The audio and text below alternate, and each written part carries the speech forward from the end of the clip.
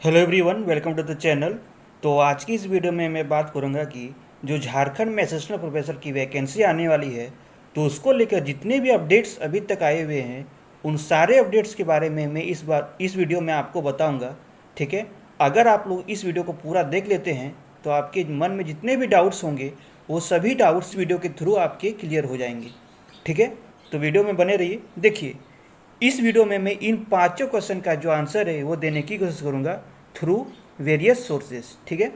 देखिए, जो पहला क्वेश्चन है कि असिस्टेंट प्रोफेसर के लिए जो टोटल नंबर ऑफ सीट्स होंगे वो कितने हो सकते हैं। ठीक। जो दूसरा क्वेश्चन है कि डिफरेंट यूनिवर्सिटी में जो सीटों की संख्या है वो कितनी होगी। जो तीसरा क्वेश्चन है कि जेट एग्जाम कब तक हो सकता है। ठीक है। इसके रिगार्डिंग जितने भी अपडेट्स हैं उन सब के बारे में मैं इस वीडियो में बताऊंगा। और जो फोर्थ क्वेश्चन है कि असिस्टेंट प्रोफेसर के लिए जो नियमावली है झारखंड में, क्या वो अभी तक क्लियर हुए हैं सारे नियम। ठीक है। तो उसके बारे में इस वीडियो में आपको बताऊंगा। और जो हमारा लास्ट क्वेश्चन है, असिस्टेंट प्रोफेसर रिक्रूटमेंट के लिए जो एपीआई स्कोर बनते हैं उसके लिए क्या नियम है। ठीक है। तो उसके बारे में भी इस वीडियो में आपको बताऊंगा। ठीक है। तो चलिए वन बाय वन इन पांचों का हम लोग आंसर जाने की कोशिश करते हैं वेरियस सोर्सेज के थ्रू। ठीक है। देखिए, जो हमारा पहला क्वेश्चन था कि टोटल नंबर ऑफ सीट्स कितने होंगे असिस्टेंट प्रोफेसर के लिए झारखंड में। ठीक है। तो यहाँ पे न्यूज़पेपर में अपडेट आया हुआ था कि विश्वविद्यालयों में सहायक प्राध्यापक मतलब कि असिस्टेंट प्रोफेसर के लिए टोटल नंबर ऑफ सीट्स होगी 2265। ठीक है। तो ये 2265 रेगुलर पोस्ट होंगे। ठीक है, असिस्टेंट प्रोफेसर के लिए। ठीक है। अब देखिए, हम लोग आगे की अपडेट्स को देखते हैं। देखिए, और एक न्यूज़पेपर में यहाँ पे आया हुआ था कि झारखंड में सरकारी विश्वविद्यालयों में 2400, ठीक है, यहाँ पे 2400 बोला गया, वहाँ पे 2265 था, यहाँ पे 2400 हो गया। अब देखिए, क्लियर तो नहीं है कि यहाँ पे रेगुलर पोस्ट है या बैकलॉग मिलाकर इतना है, वो तो यहाँ पे क्लियर नहीं कहा गया है। लेकिन आप लोग मान के चलिए कि 2000 प्लस असिस्टेंट प्रोफेसर की वैकेंसी होगी। ठीक है। तो ये तो क्लियर है। अब देखिए, आगे की अपडेट्स को हम लोग देखते हैं। यहाँ पे सीटों की संख्या क्लियर है कि 2000 से अधिक होंगे। ठीक है, यहाँ तक क्लियर है। अब देखिए, हम लोग डिफरेंट यूनिवर्सिटी में जो सीटों की संख्या हो सकती है उसके रिगार्डिंग भी यहाँ पे न्यूज़पेपर में आर्टिकल आया हुआ था, तो उसको लेकर भी यहाँ पे देखते हैं कि क्या है यहाँ पे डाटा। ठीक है। आरयू मतलब कि रांची यूनिवर्सिटी में जो नियमित नियुक्ति मतलब रेगुलर पोस्ट होंगे वो होंगे 431। तो ये हो गया हमारा रांची यूनिवर्सिटी के लिए डाटा। देखिए, यहाँ पे जो सीटों की संख्या है वो भी यहाँ पे मेंशन किया गया था न्यूज़पेपर में। ठीक है। तो देखिए, 32 टोटल नंबर ऑफ सब्जेक्ट्स होंगे रांची यूनिवर्सिटी में, 32। ठीक। देखिए, यहाँ पे सीटों की संख्या भी दिया गया है अलग अलग सब्जेक्ट्स के लिए। मैं यहाँ पे बोल के बता देता हूँ आपको। देखिए जल्दी जल्दी। ठीक है। एंथ्रोपोलॉजी के लिए 15, बैंकिंग एंड फाइनेंस के लिए 4, BCA 6, Bengali 4, botany 11, chemistry 22, commerce 47, अर्थशास्त्र इकोनॉमिक्स 20, इंग्लिश 23, भूगोल 14, भूगर्भ शास्त्र 8, हिंदी 25, हिस्ट्री 42, खड़िया 3, खोटा 1, कुरमाली 6, कुड़ुक 6, गणित मतलब कि मैथमेटिक्स 18, ठीक है 18, मुंडारी 2, संगीत 2, Nagpuri 8, office management and IT 6, दर्शन शास्त्र 19, भौतिकी फिजिक्स 18, ठीक है, राजनीतिक विज्ञान 24, मनोविज्ञान 21, पब्लिक एडमिनिस्ट्रेशन 2, पंच परगनिया 2, संस्कृत 12, समाज शास्त्र 8, उर्दू 18, जूलॉजी 14। ठीक है। ये हो गया रेगुलर पोस्ट।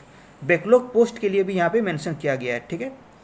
तो यहाँ तक क्लियर है कि रांची यूनिवर्सिटी में जो टोटल नंबर ऑफ सीट्स होंगे वो क्या होंगे रेगुलर पोस्ट के लिए 431। ठीक है। अब चलिए अलग यूनिवर्सिटी के लिए देखते हैं। देखिए, यहाँ पे DSPMU मतलब कि जो रांची कॉलेज था पहले, उसको नया यूनिवर्सिटी बना गया था, वहाँ पे 79, ठीक है, 79 total number of assistant professor के लिए वैकेंसी होगी। ठीक है। यहाँ पे जेपीसी को ये प्रस्ताव भेजा जा चुका था। ठीक है। यहाँ पे भी जो सब्जेक्ट की संख्या है वो यहाँ पे मेंशन किया गया है कि 29 टोटल नंबर ऑफ यहाँ पे सब्जेक्ट होंगे। ठीक है, 29। ठीक। बाकी यूनिवर्सिटी के लिए अभी जो इन्फॉर्मेशन है वो आना बाकी है। ठीक है। तो यहाँ तक क्लियर हो गया कि टोटल नंबर ऑफ सीट्स कितने होंगे और रांची यूनिवर्सिटी और DSPMU में टोटल नंबर ऑफ सीट की संख्या क्या होगी। ठीक है। ये दो चीज़ें यहाँ पे क्लियर हो चुकी है। अब चलिए हम लोग आगे बढ़ते हैं कि देखते हैं कि जो रिक्रूटमेंट के लिए जो अभी नियमावली है और कब तक आ सकती है, और जेट एग्ज़ाम कब तक हो सकती है, उसके बारे में क्या इन्फॉर्मेशन है, उसके बारे में चलिए हम लोग आगे बात करेंगे। ठीक है, देखिए यहाँ पे और एक इम्पोर्टेंट यहाँ पे न्यूज़ है, उसको भी आप लोग देख लीजिए कि अब प्रोफेसर और एसोसिएट प्रोफेसर के कुल 25% सृजित पदों पर सीधी नियुक्ति होगी। देखिए, जो पहले नियम था कि लोग पहले असिस्टेंट प्रोफेसर बनते थे थ्रू एग्ज़ाम, थ्रू इंटरव्यू, उसके बाद एसोसिएट प्रोफेसर और प्रोफेसर बनने के लिए उनका प्रमोशन होता था। ठीक है, लेकिन अभी क्या नियम है कि 25% सीधी नियुक्ति होगी एसोसिएट प्रोफेसर और प्रोफेसर के लिए। ठीक है, तो ये भी एक इम्पोर्टेंट न्यूज़ है, आपको जानना जरूरी था। ठीक है, तो मैंने बता दिया। देखिए, अब हम लोग जेट एग्जाम को लेकर जितने भी अपडेट्स हैं उनको क्लियर करेंगे। ठीक है, देखिए पहले क्या प्रस्ताव था कि जो यूनिवर्सिटी में पीएचडी प्रवेश परीक्षा होती थी वो उसको नहीं लिया जाएगा, सिर्फ जेट के माध्यम से ही अलग अलग यूनिवर्सिटी में पीएचडी में एडमिशन होगा। लेकिन ये अभी ये हटा दिया गया है। जो पहले का नियम था कि अलग अलग यूनिवर्सिटी अपना अपना पीएचडी एंट्रेंस टेस्ट कंडक्ट करवाती थी, वो अब भी होता रहेगा। ठीक है, जेट से इसका कोई मतलब नहीं है। ठीक है, अब केवल जेट से क्या होगा कि आप लोग मिनिमम एलिजिबिलिटी को पार कर पाएंगे झारखंड में असिस्टेंट प्रोफेसर बनने के लिए। ठीक है, उसके लिए आपको या तो नेट देना होगा, या नेट आप लोग नहीं कर पाते हैं तो आपको झारखंड में जेट देना होगा। तो ये तो हो गया जेट के बारे में। जेट एग्जाम क्या होगा, सीबीटी मोड में होगा। ठीक है, उसका जो पैटर्न है उसको भी मैं यहाँ पे बता देता हूँ। ठीक, देखिए यहाँ पे 300 अंकों की परीक्षा होगी, जिसमें से पेपर 1 होगा 100 नंबर का। ठीक है, और पेपर 2 अपना जो सब्जेक्ट होगा वो होगा टोटल 200 नंबर का। ठीक है, और इन दोनों में किसी में भी नेगेटिव मार्किंग नहीं होगा। तो ये तो क्लियर हो गया कि 2 पेपर होगा, सीबीटी मोड ऑनलाइन मोड में होगा। ठीक है, अब देखिए जेट एग्जाम कब तक हो सकता है उसके बारे में अभी कोई अपडेट है नहीं, लेकिन आप लोग कॉमन सेंस यूज़ करके आप लोग पता कर सकते हैं कि जेट एग्जाम कब तक कंडक्ट हो सकता है। तो मेरा सुझाव रहेगा कि अगर आप लोग नेट की तैयारी कर रहे हैं तो आप नेट में ही ज़्यादा फोकस कीजिए। ठीक है, जेट एग्जाम पे यहाँ पे फोकस ज़्यादा करने की ज़रूरत नहीं है। ठीक है, देखिए यहाँ पे और एक अपडेट आया था जेट एग्जाम को लेकर कि 15 वर्षों के बाद दूसरी बार 43 विषयों में होगी झारखंड पात्रता परीक्षा, मतलब कि जेट एग्जाम। ठीक है, यहाँ पे भी वही कहा गया है, जो पैटर्न है उसके बारे में यहाँ पे कहा गया है कि पीजी में 55% अंक लाना जरूरी है जेट में, यहाँ पे जेट देने के लिए। ठीक है, बाकी कैटेगरी के लिए कुछ छूट मिलेगी ही। ठीक है, तो जेट एग्जाम भी यहाँ पे होने के लिए जो सारी नियमावली है उसको क्लियर कर लिया गया था। ठीक है, अब देखिए झारखंड में एक नियम आया था कि असिस्टेंट प्रोफेसर के लिए कॉलेज और यूनिवर्सिटी में दोनों के लिए जो यहाँ पे पीएचडी को अनिवार्य कर दिया गया था। ठीक है, लेकिन अभी जो यूजीसी के द्वारा ये कहा गया है, यह नियम बनाया गया है कि केवल नेट ही यहाँ पे मिनिमम एलिजिबिलिटी क्राइटेरिया होगी यूनिवर्सिटी और कॉलेज में असिस्टेंट प्रोफेसर बनने के लिए। ठीक है, पीएचडी को अनिवार्यता से हटा दिया गया है, लेकिन झारखंड में क्या किया गया था कि पीएचडी को अनिवार्य कर दिया गया था, तो उसके लिए भी अब झारखंड में बदलना जरूरी था नियम को। ठीक है, तो यहाँ पे झारखंड में जो कल का डेट था 13 सितंबर को, वहाँ पे जो ये नियम है कि पीएचडी अनिवार्यता थी उसको हटा दिया गया है, और नेट या फिर जेट को मिनिमम एलिजिबिलिटी क्राइटेरिया के रूप में यहाँ पे लागू कर दिया गया है। ठीक है, कि आप लोग सिर्फ नेट या फिर सिर्फ जेट भी अगर आप लोग पास कर लेते हैं तो आप लोग झारखंड में असिस्टेंट प्रोफेसर बनने के लिए आप लोग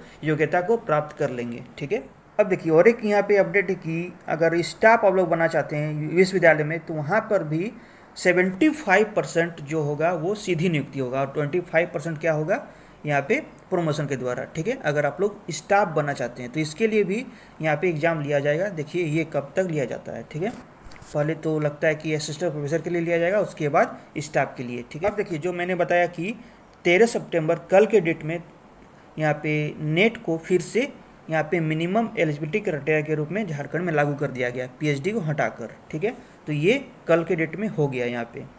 ठीक, अब असिस्टेंट प्रोफेसर के लिए न्यूनतम अर्थात नेट, ठीक, तो ये लागू कर दिया गया है। चलिए हम लोग लास्ट यहाँ पे अपडेट अब मैं दूंगा, जो कि है इंटरव्यू के लिए जो एपीआई स्कोर बनेंगे झारखंड में असिस्टेंट प्रोफेसर नियुक्ति के लिए, तो उसके लिए जो नियम है उसको लेकर मैं यहाँ पे अब डिस्कस करूँगा। ठीक है, देखिए criteria for short listing of candidates for interview for the post of assistant professor in university और कॉलेज। ठीक है, तो देखिए यहाँ पे ग्रेजुएशन के लिए अगर आप लोग 60% या उससे अधिक लेते हैं तो आपको 15 पॉइंट्स, ठीक है, 55% से 60 के बीच में आप लोग लाते हैं तो 10, और अगर आप लोग 55 और देखिए 45 और 55 के बीच में लाते हैं तो 5, अगर आप लोग 45 से कम लाते हैं तो 0 पॉइंट मिलेंगे, ठीक है। ये हो गया ग्रेजुएशन के लिए। अब देखिए पोस्ट ग्रेजुएशन के लिए मतलब कि पीजी के लिए 60% से अधिक रहेगा तो 20, ठीक है, और 55% से अधिक रहेगा और 60 से कम रहेगा तो 15 पॉइंट्स, ठीक है। अगर ST SC OBC आप लोग नॉन क्रीमिलियर से तो आपको अगर आप लोग 50% और 60% के बीच में लाते हैं तो आपको 15 पॉइंट्स मिलेंगे, ठीक है। और एमफिल के लिए, एमफिल तो अब बंद कर दिया गया है, लेकिन जो पहले कर चुके थे उनके लिए यहाँ पे है कि अगर आप लोग 60% या उससे अधिक लाते हैं तो 7 पॉइंट्स, अगर आप लोग 55 और 60 के बीच आपका मार्क्स होगा तो आपको मिलेंगे 5 पॉइंट्स, ठीक है। ये हो गया एमफिल के लिए। अब देखिए पीएचडी के लिए, पीएचडी के लिए मिलेंगे 15 पॉइंट्स, ठीक है। अब यहाँ पे बहुत सारे स्टूडेंट को कन्फ्यूजन होगा कि पीएचडी और एमफिल दोनों है तो क्या 15 + 7 दोनों जुड़ेंगे? नहीं, अगर आप लोग दोनों किए हैं तो आपको मैक्सिमम जो यहाँ पे मार्क्स मिलेगा वो है 15 पीएचडी के लिए, ठीक है। 15 ही मिलेगा आप लोग एमफिल और पीएचडी दोनों किए होंगे तो।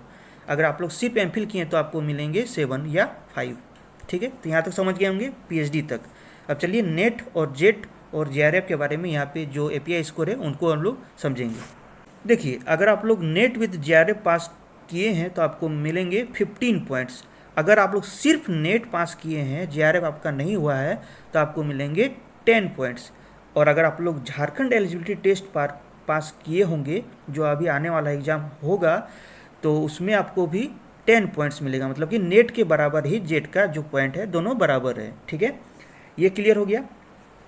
तो देखिए यहाँ पे जेट मेंशन किया गया है तो इससे यही क्लियर होता है कि पहले आपका जेट एग्जाम लिया जाएगा, उसके बाद ही असिस्टेंट प्रोफेसर के लिए वैकेंसी आएगी, ठीक है। तो यहाँ पे हम लोग कॉमन सेंस यूज़ करके ये हम लोग पता कर सकते हैं। अब देखिए ये तो कंफर्म नहीं है कि पहले जेट ही होगा, लेकिन यहाँ पे अगर जेट के लिए मेंशन किया गया है एपीआई स्कोर में तो पहले जेट ही होना चाहिए, क्योंकि जेट 15 वर्षों में हुआ ही नहीं है, ठीक है। तो जेट होगा ही ऐसा लग रहा है, ठीक।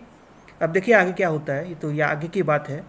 अब देखिए और एक चीज़ यहाँ पे मैं क्लियर कर देता हूँ कि अगर कोई स्टूडेंट जेआरएफ भी है और पीएचडी भी कर लिया है तो ये दोनों मार्क्स जुड़ जाएगा, ठीक है। 15 + 15 30 हो जाएगा, ठीक है। अगर कोई स्टूडेंट नेट और पीएचडी है, नेट प्लस पीएचडी, तो 10 और 15 मतलब कि 25 पॉइंट उसको मिलेंगे, ठीक है। और सिमिलरली अगर जेट है और पीएचडी कर लिया है तो भी उसको 25 ही मिलेगा टोटल नंबर ऑफ यहाँ पे पॉइंट, ठीक है। और केवल अगर पीएचडी है कोई स्टूडेंट तो उसको 15, अगर कोई स्टूडेंट केवल जेआरएफ पास किया है मतलब कि नेट विद जेआरएफ तो उसको भी 15, मतलब कि दोनों बराबर हो गया। यहाँ पे जेआरएफ क्वालिफाई स्टूडेंट और ओनली पीएचडी स्टूडेंट का जो पॉइंट है वो बराबर हो गया, दोनों का 15-15।